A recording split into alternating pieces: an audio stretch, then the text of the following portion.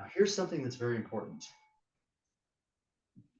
All what would be called magic, like white magic, black magic, somewhere in the middle, that type of stuff, always has to have confirmation in physical reality to be effective.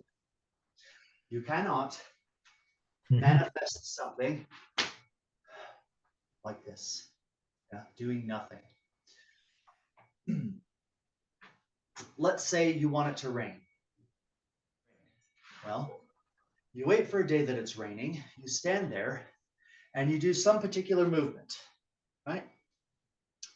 And then you wait again for the next time for it to rain, and you do some particular movement again. Now, I just made this up on the fly, all right? Hopefully it doesn't rain. You understand? The idea here is that you begin to create a bridge in the physical world with the unseen worlds of force and powers.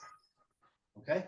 And now you got a drought going on, and you're the shaman or doctor of the community or whatever the case might be, and you've got a history where you've built up this relationship between a specific physical movement and rain, and lo and behold, you do this to help your community, your tribe, and it begins to rain, right? Because you've physically confirmed it so many times, you've created a tuning fork, you've created a link in the astral light.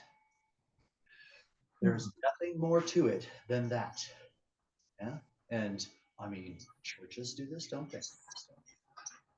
You go through a specific ritual, oftentimes in a church setting, where the priest gets up there and goes through the movements, goes through the specific rituals to begin to release a certain type of force. Yeah, everyone gets fizzed up and charged up and goes about their week with that kind of energy about them.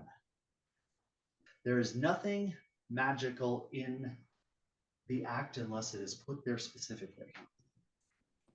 Okay, this is why you don't need to go off and read books, by Eliphas Levi or all of these other, characters throughout history, Cornelius, Agrippa, or all these sorts of things. You don't need to do that to be able to create change in physical reality.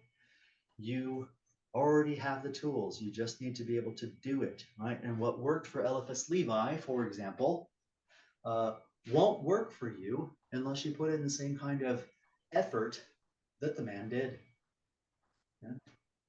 You're just doing a dance.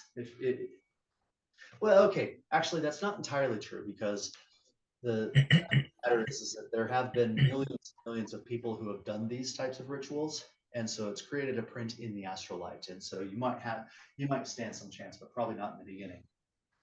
If you repeat rituals and formulas and those sorts of things, you might stand a chance quicker than if you just establish it yourself. But that's how it works, because what it's doing is it's connecting the lower with the upper. Understand?